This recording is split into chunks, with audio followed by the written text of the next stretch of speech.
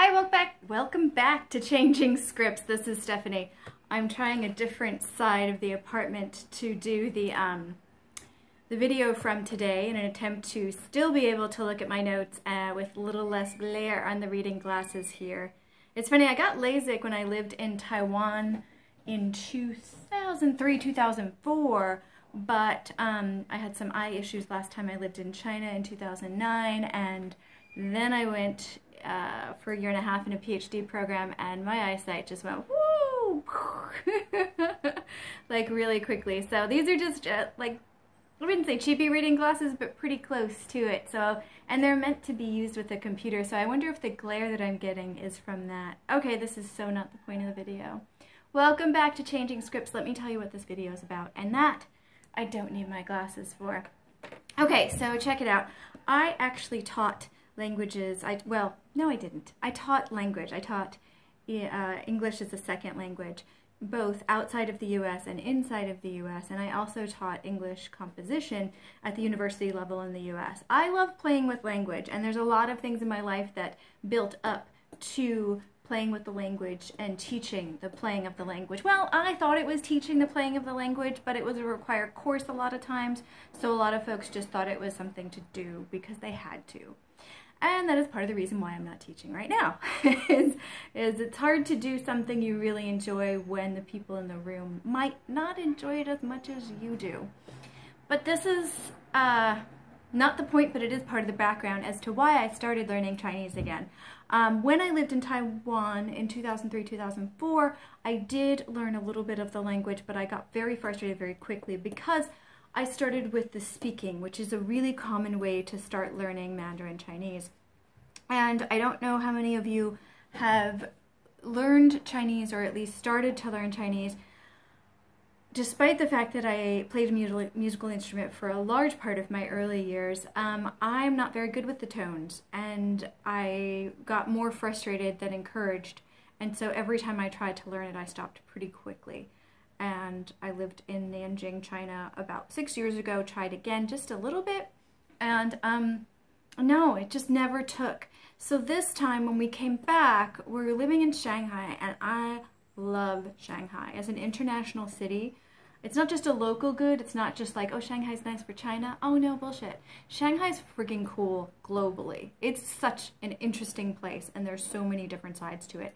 And so I got inspired to try to learn the language again, because I wanted to be able to read what was going on around me, read about it in the language that was used locally. So I didn't want to just read what people were writing for foreigners here. I wanted to read what was happening, what people were saying about who lived here. So in order to do that, I need to learn the language. And I also got some ideas on some mobile apps that I wanted to create to help expats get around without a translator. And in order to make those apps, I needed to learn the language. And so all of this kept leading me back to, okay, it's time. And not only that, but I decided as I was meeting with the first person, actually the one and only person I actually met in person, to try to be my tutor for this reading and writing of Chinese experience, I found myself explaining why I wanted to focus on reading and writing. And I realized how much I really wanted to focus on reading and writing. And part of that, and this all ties into my progress for the week. So this is week 4 progress video. Oh, sorry, week 5 progress video. Ooh, only 5 progress video. It does tie in very quickly, so hang on here, I'm getting there. So as I was explaining this to her, I realized I really, really do need to focus on the visual.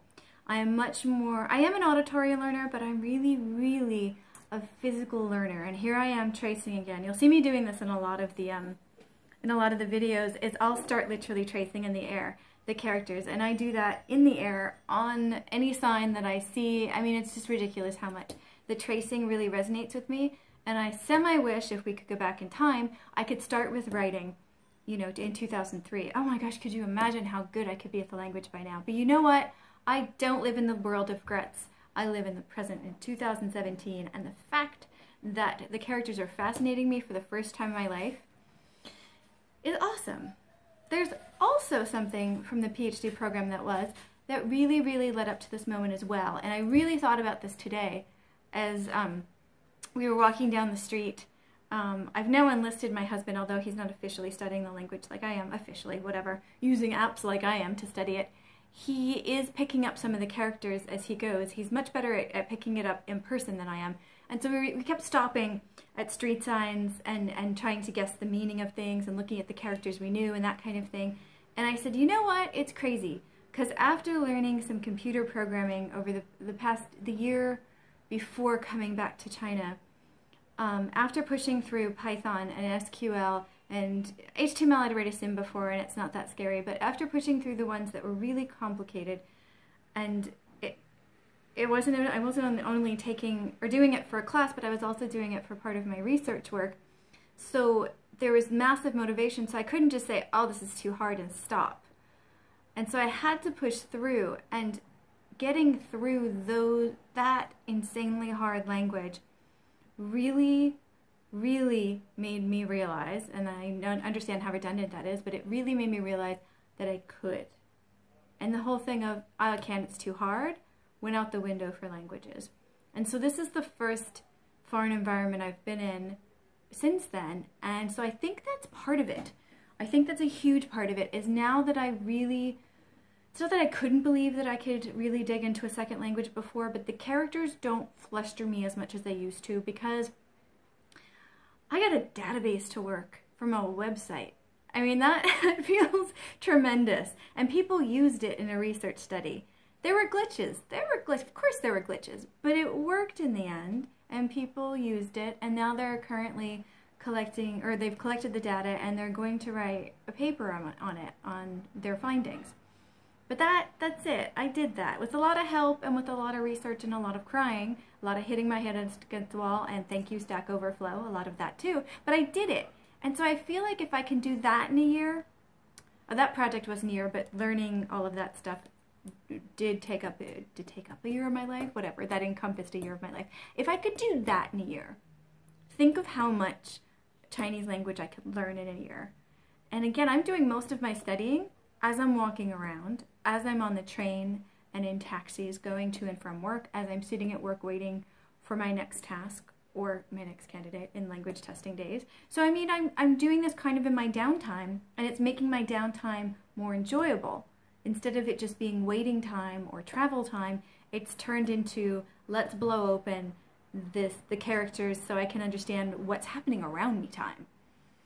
So there's a lot of stuff that led up to this, and I keep wondering as I'm walking by characters and stopping in the street and taking forever to get 3 blocks because I keep seeing things that look familiar now. I keep wondering, why now? Why is this clicking now? And I think all of those things and more, but a lot of these things led up to this moment of poof, now is the time. I've got the place, I've got the peace of mind, I've got the time, I've got the downtime, I've got the getting through a difficult language just before this, and all that kind of stuff. So it's kind of like the perfect storm of languageness. And languageness is not technically a word, but we like to make up new words on this channel. Feel free. Make up any new word you want, as long as it's not super offensive. That would be kind of sucky. Oh, this glare thing is driving me crazy. I'm just going to do the teacher thing here, because I have my notes here, because there is some sort of organization to what I'm doing. My long-term goals, as I mentioned before, are pretty extensive. So please visit a previous video where I went into those. And my short-term goals, one of my long-term goals is gone. One of my long-term goals was to use Didi Dasha, which is the taxi app, but they released information this week that their English language version is out.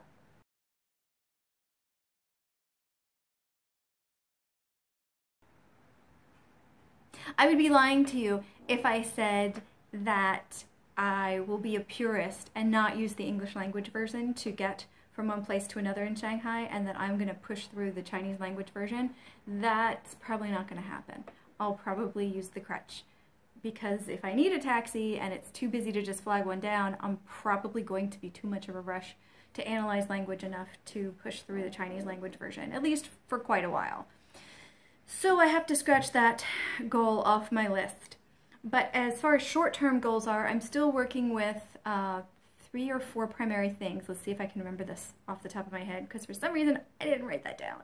1, I'm working on the 100 most common radicals from Fluent Forever. Thank you, Gabe Weiner. Number 2 is I'm working with the Chinese Writer app.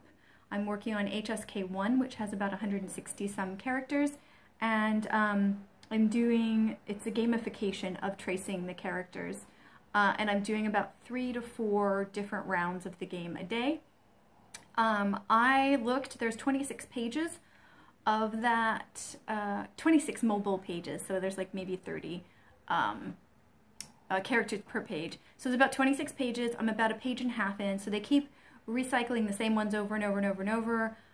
They are color coding them, so I'm guessing if you get them right often enough, then that's when they start throwing in the new ones. I am noticing I'm getting new characters, but really slowly, so maybe 1 or 2 every other day. So there's a bit of boredom, but then there isn't, because it goes really fast part of the way through the game. So I'm pushing through.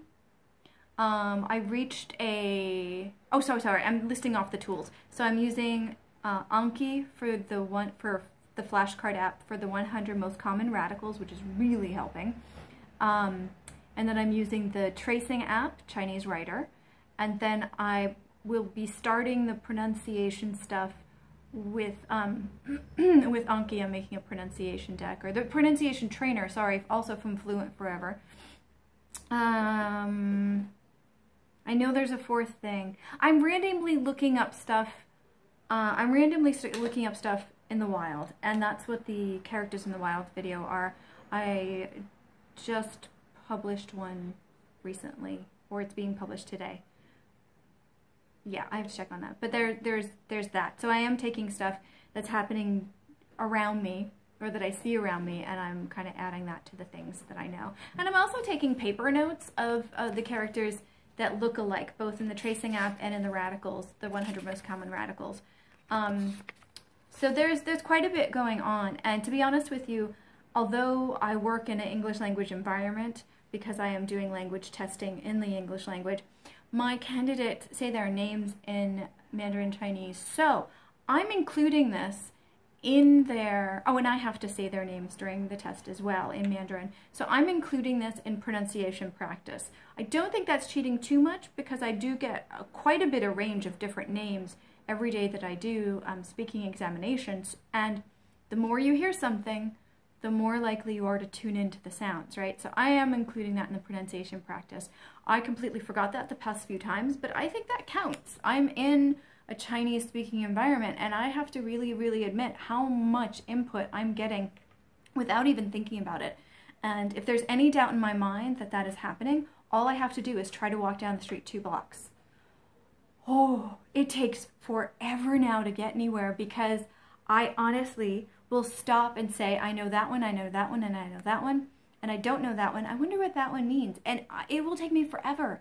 And my poor husband, although he's learning some of the characters too as he goes, I'm sure I already walk slower than him. He's almost like a foot taller than me. And so I'm slowing down even more, because I'm fascinated by how much just the 100 radicals and the stuff in the tracing app from HSK1 is really, really opening things up for me.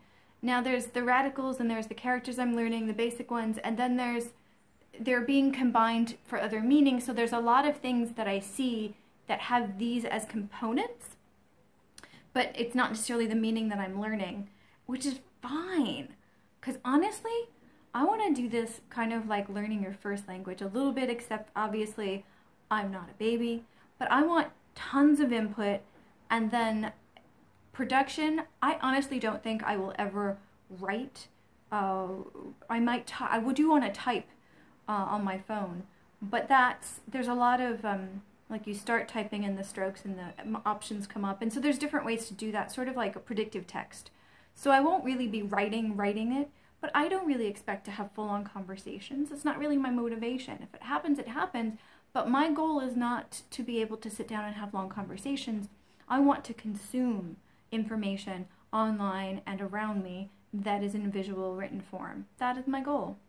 And I expect tons of input before I can do that fluently or with any ease or accuracy. But I get it every day when I go outside.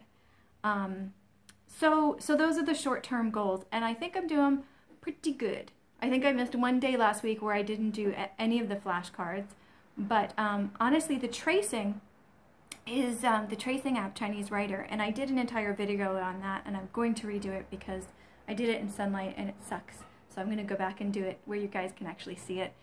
But I think you get the basic idea even with the older video. My point is, I find tracing really, really, I hate to say meditative because I'm not a meditation person. I'm more of a movement kind of meditation person. Movement, and yeah, movement makes me, takes me out of my head. And movement really helps me relax and let the ideas flow. It starts to get my ideas going.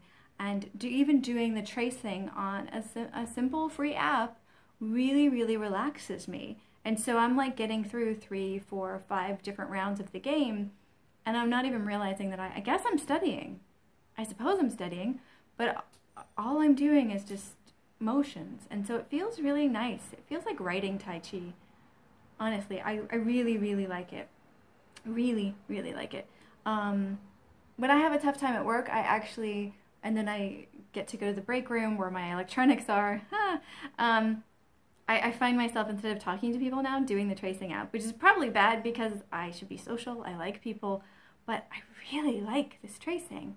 There's something really meditative about it. And the only thing I can think of is, I used to play the cello in high school, and I really loved the lowness of the sound of the cello.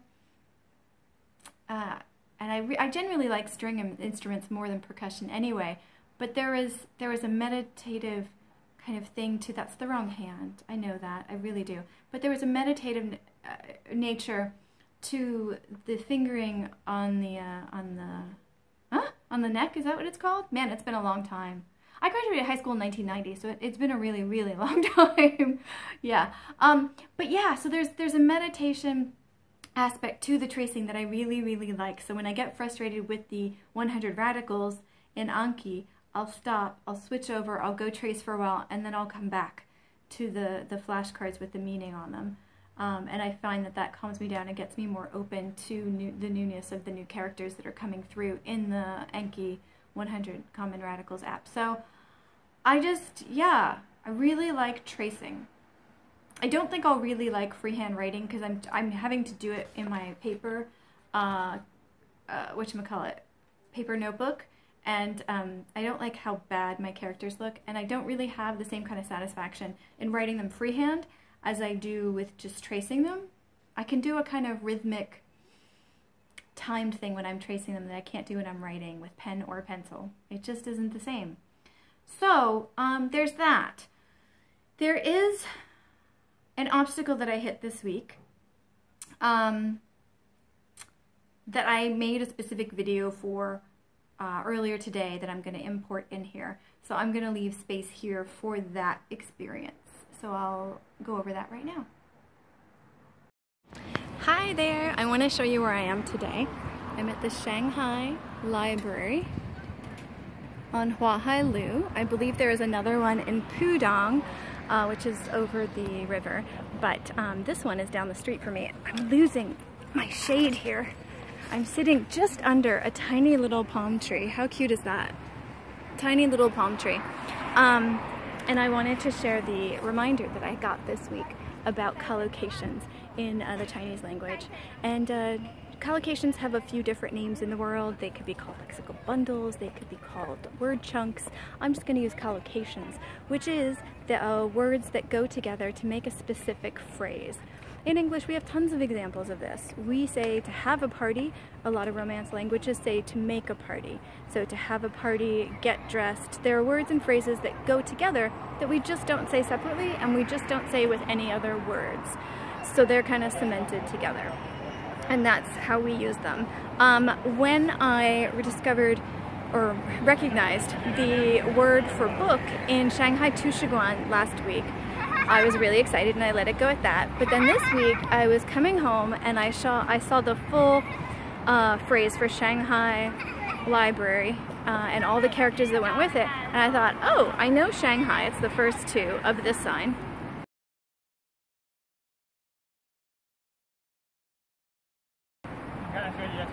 and I know books. I wonder if I can dissect the rest of them. And so I stood down in the metro station for a good, oh boy, I want to say 15-20 minutes, using different translation apps and different things and trying to figure out what the other words mean. I kind of went a little crazy on it, and I think I over-dissected it, because sometimes dissecting base words does help you understand the meaning in different languages, including Chinese, like the moon is friend example, so cute, from last time. But this time it didn't, and this is a good reminder that sometimes you have to just remember the characters that go together to mean a certain thing. And in this case, it's Tu Shu Guan, and those three characters and the sounds that I'm butchering right now because I haven't practiced tones yet, those three things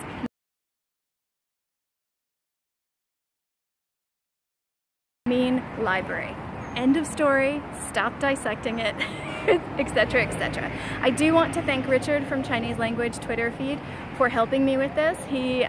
I'm going to put some of his Twitter advice that he gave me as I was trying to over-dissect it and try to insert some meaning into the three characters, Tu Shu Guan, that I tried to do. I tried to put, tu was a verb that meant to seek, and I really wanted that to be a meaning in Tu Shu Guan, because I thought seeking books, a place for seeking books, that would be a very eloquent way to do this, but it just didn't work out very well. So yeah, sometimes you have to just accept that words go together, and there may be a historical reason for it, but regardless of that, there is just memorization that needs to happen, and Tu Shu Guan is one of those times for me.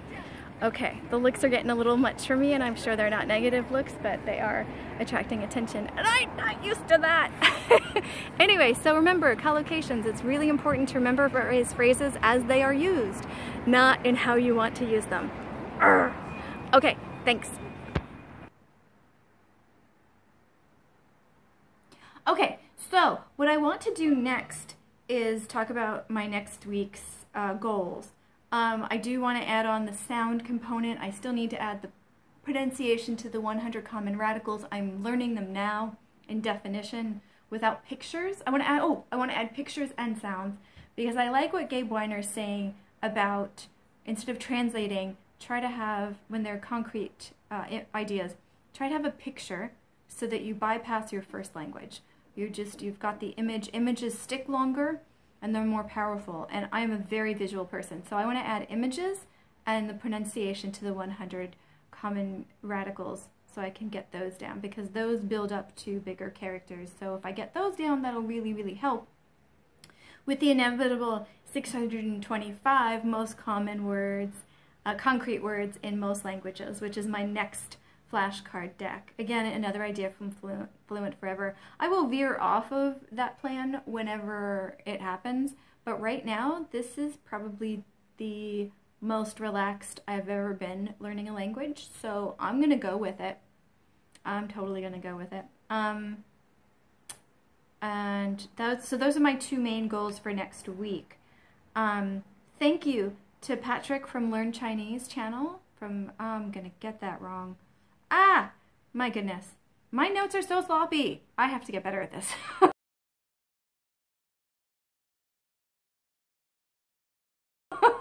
Right? But we've been having an interesting Twitter conversation about different things.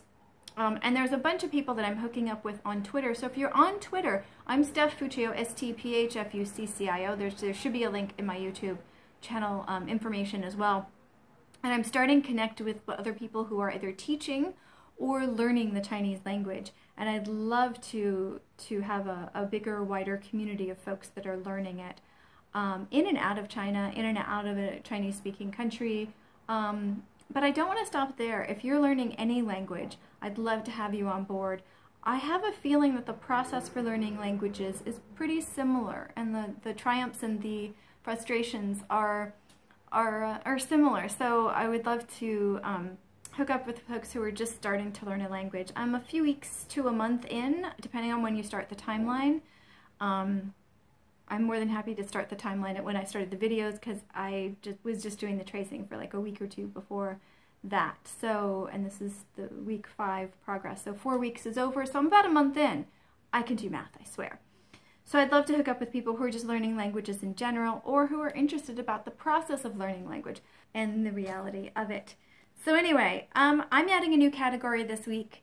It's a burning question category. I have learned pretty quickly that when I find characters in the wild, oftentimes they're way above my HSK level, way above my language level, way above all that kind of stuff. So if there's a phrase or something I see that looks interesting that I would like to know, I'm just going to post it here, and if you know the answer, please leave the information in the comment section below, and we'll all learn from it. Pretty great. So I'm calling this one Burning Questions. So here is my burning question for this week. What the heck does this mean?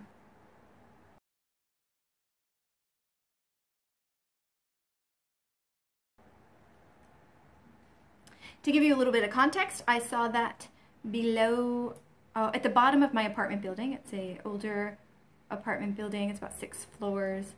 I'm guessing from the characters I could distinguish, it's probably either about, there's the light sensor, the sensor lights, the timed lights. I think it's about that.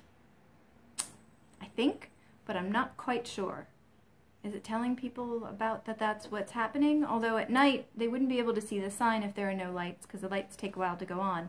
But anyway, that's just my guess. Please let me know if you know what it means, and we will all learn from this experience. I really like taking pictures of things around me, because I think as far as learning the language that is used frequently, I think that's a good way to do it. I think if you see something often, then that's a heck of a lot of input, and it's also language that's probably used frequently. Exceptions are when you're in some historical tourist areas, you might see some language that is only used for that historical period and not necessarily so much on an everyday basis. But also keep that in mind for my next video.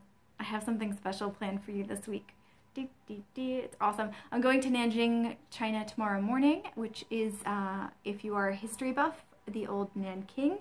And I'm not taking depressing pictures from the unfortunate event that happened there, but there is another very interesting kind of touristy site, and I don't want to ruin it too much, but I want to do a language in the wild or characters in the wild video from there. It is a holiday tomorrow, so I'm really hoping they'll be open. Dragon Boat Festival is this week, and I think tomorrow is the last day of the holiday. Anyway, thank you so much. Seriously, thank you so much for listening to me jabber on about my goals and progress and all that kind of good stuff. There's a lot of information on how to learn the language, but I'm trying to stick to a few things and do them as long as I can to get as far as I can. And then as I go, I'll be adding more resources on different things that I try. But I don't want to spread myself too thin on trying too many different kinds of apps and things, because I really want to get a base of the language first before I do any of that. But so this is going to take a while. Like I said, the 100 characters I'll probably spend an entire month on, and I'm about halfway, a little bit more than maybe 60-70% through those. And then the 625 concrete words will take me about 3 to 4 months to learn, to be quite honest with you. But during that time, I will get into a habit with the flashcards, and I'll find stuff out in the wild for us to look at and play with and do different kinds of things. I also have some videos, or sorry, not videos, interviews that I want to do with folks that are either learning or teaching the language. And if any of you are teaching the language in person in Shanghai, or in China for that matter, because I do travel a lot for work, I would love to interview you or go into your classroom, if possible, and take some video on how you teach the language. So there's a lot of different things I'd like to do with this video. I don't think that there's one way that people learn the language, and that's part of my point that I'm saying at the end of the video, is that I think a lot of people think that there's one way to learn Chinese and it's this way, and for me, the way that is generally taught didn't work, and so I just didn't learn it many times when I was in this kind of environment where Chinese was the primary language. But in trying to learn it through reading and writing, I'm accelerating 1,000,000 times faster and sticking with it a lot longer than I have any time in the past. So I think there's a lot of different ways to do this, and I'd like to explore the differences that the different ways that people learn the language. And that could include you, if you're learning the language in whatever way you're doing it, in whoever is teaching you, whatever resources you're using it. I'd love to hear from you. I really, really would like to have a range of ways that people are learning the language or learning any language. Again, I think some things can be language specific, but I think a lot of the process can be similar. So I'll just leave it open to that. Thank you very much, and I will see you next time.